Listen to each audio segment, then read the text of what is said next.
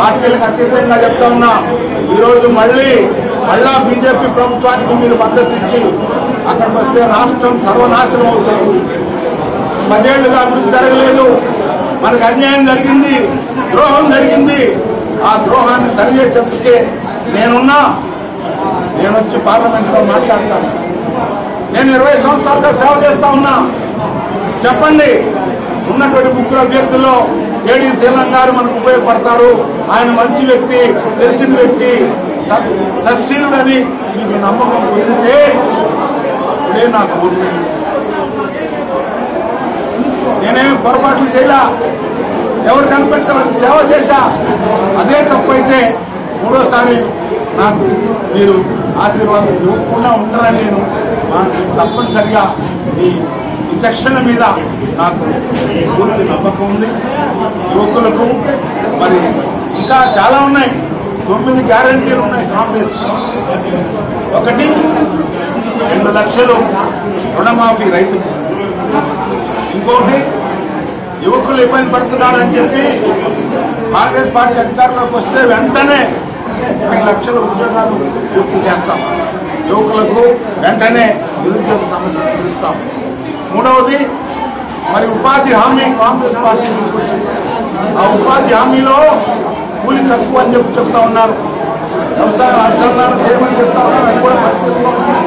ఆ కూలి 400 చేస్తామని, పెన్షన్ 400 ఇస్తాం, అదేవిధంగా 4000 నెలకు. అదేవిధంగా ఎవరైతే అంగవికలు ఉన్నారో వారికి 6000 ఉంటాయి. ఇవి కాకుండా ఇంకా చాలా గ్యాస్ సిలిండర్ 500, 600 ఇవన్నీ ఉన్నాయి. అవి కాకుండా ఉచిత విద్య.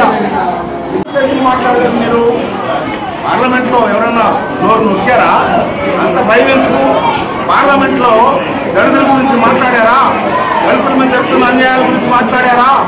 రైతులకు వ్యతిరేకంగా 3 మరి చట్టాలు తెస్తే ఈ బీజేపీకి వైసీపీ ఎంపీలు, తెలుగుదేశం ఎంపీలు ఎందుకు ఇచ్చారు మద్దతు?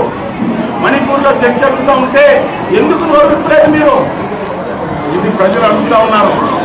మీరు కేవలం మీకున్నటువంటి పరపతితో ఆ విషయాలన్నీ ప్రక్కన పెట్టాలని చూస్తే బీసీలు, ఎస్సీలు, క్రైస్తవులు, మైనారిటీలు ఆలోచన పనులు కాదని మీరు అనుకుంటే తప్పు. కాంగ్రెస్ వాళ్ళ తరఫున నిలబడుతుంది, రైతుల తరఫున నిలబడుతుంది. 3వది పోలవరం రాజధాని, 3వది పోలవరం పట్టుకొస్తాం. ఎందుకు నిర్మాణం చేయలేదండి? చట్టంలో పెట్టామే. పోలవరం నిర్మాణం చేసింది కాంగ్రెస్, కేంద్రమే చేయాలని చెప్పామే. మీరు ఎందుకు పూర్తి చేయలేదు? డబ్బులు ఇవ్వాలని ఆ రోజు మన్మోహన్ సింగ్ గారి క్యాబినెట్ లో కేంద్రమే డబ్బులు ఇవ్వాలని చెప్పి తీర్మానం చేసామే. ఎందుకు మీరు చేయలేదు? మేము డబ్బులు రిలీజ్ చేశాం, వాళ్ళు ఒకసారి పట్టించారని ఒకరి మీద ఒకరు చెప్పుకున్నారే తప్ప పోలవరం నిర్మాణం కాలేదు. ఈరోజు రైతుకు వెన్నెముక పోలవరం. రైతు బాగుంటే రైతు మీద ఆధారపడి అనేకమైనటువంటి వర్గాల వారు జీవిస్తారు. రైతుకు మేలు చేసింది కాంగ్రెస్ పార్టీ. ఏ వర్గాన్ని తీసుకోండి, ఇప్పటి వరకు ఏమైనా అభివృద్ధి జరిగిందంటే అది కాంగ్రెస్ పార్టీ హయాంలో జరిగిన అభివృద్ధి అని మనం చేస్తాం. ఎందుకండి పక్కన పుల్లకమ్మ ఆ గేట్లు రిపేర్ చేసుకోలేనటువంటి అసమర్థులు ఈ ప్రభుత్వం. ఇవన్నీ కూడా ప్రజలకు తెలుసు. అభివృద్ధి మర్చిపోయి కేవలం ఏవో గాలి కబుర్లకు ప్రజల్ని తీసుకోవాలని ప్రయత్నం చేస్తాం. చాలా మంచిది కాదండి. పార్లమెంట్ లో నేను మీ వాడిగా చెప్తా ఉన్నా, 25 సంవత్సరాలుగా ఈ ప్రాంతంలో సేవ చేస్తున్నా. కిషోర్ గారు కూడా అంకిత భావంతో పనిచేస్తారని ముందు చెప్తా ఉన్నారు.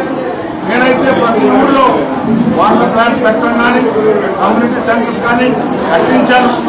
మీరు గత 5 ఏళ్లుగా ఎంపీలు చూశారు, ఏమన్నా పనిచేశారా అనేటువంటిది. చాలా సంతోషం.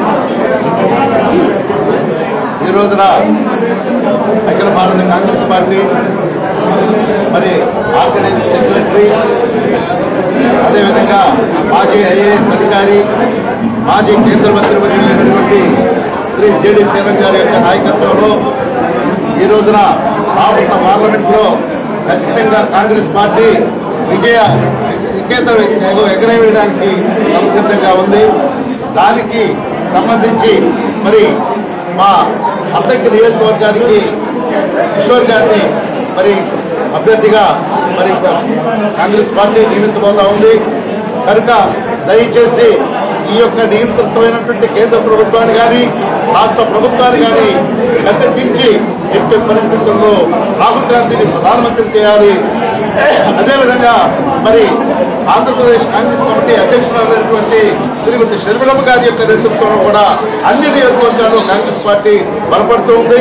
ఖచ్చితంగా కాంగ్రెస్ పార్టీ విజయ గీతలు ఎగరేస్తుందని చెప్పని నేను నమ్ముతూ మరి ముఖ్యంగా గత 24 సంవత్సరాల నుంచి మరి జేడీ శ్రీలం గారు చేస్తున్నటువంటి సేవలు బాపట్ల పార్లమెంట్లో 1999 నుండి ఈ రోజు వరకు కూడా మరి ఈ నియోజకవర్గాన్ని ఆయన వదిలిపెట్టకుండా దాదాపుగా 500 మరి సామాజిక భవనాలు 400 మరి వాటర్ ప్లాంట్లు నిర్మించినటువంటి దాత.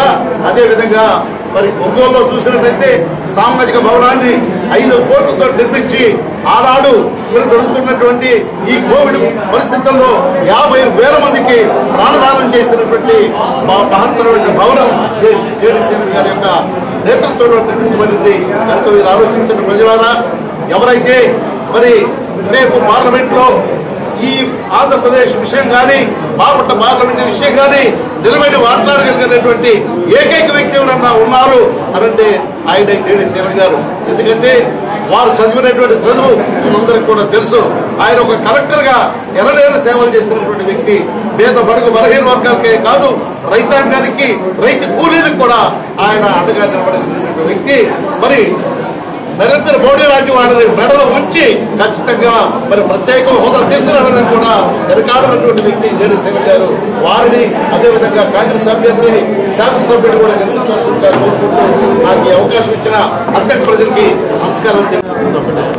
కాన్స్టిట్యున్సీలో నేను లోకల్గా ఉండే అభ్యర్థి, మిగతా పోటీ చేసిన అభ్యర్థులందరూ నాలుగు ఒక ఆయన ఎక్కడ ఉంటాడో తెలియదు, ఒక ఆయన చెప్పులు పడుతూ ఉంటాడు. కానీ అందరికీ 24/7 అందుబాటులో ఉండేది నేనే. ఎవరికి ఏ కష్టం వచ్చినా, ఎవరికి ఏ అవసరం వచ్చినా నేను అందుబాటులో ఉండాలని తెలియాలి.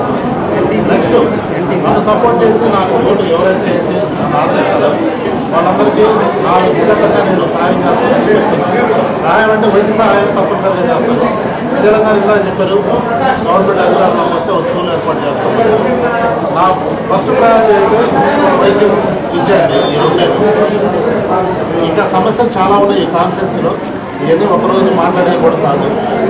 రోజు ప్రతి కాన్స్టిట్యున్సీలో, ప్రతి మండలం, ప్రతి ఊరు తిరుగుతారు కాబట్టి ప్రతిరోజు అక్కడ స్థానిక నాయకులు సహకారం చేసుకొని ఉన్న సమస్యని ప్రస్తావించడం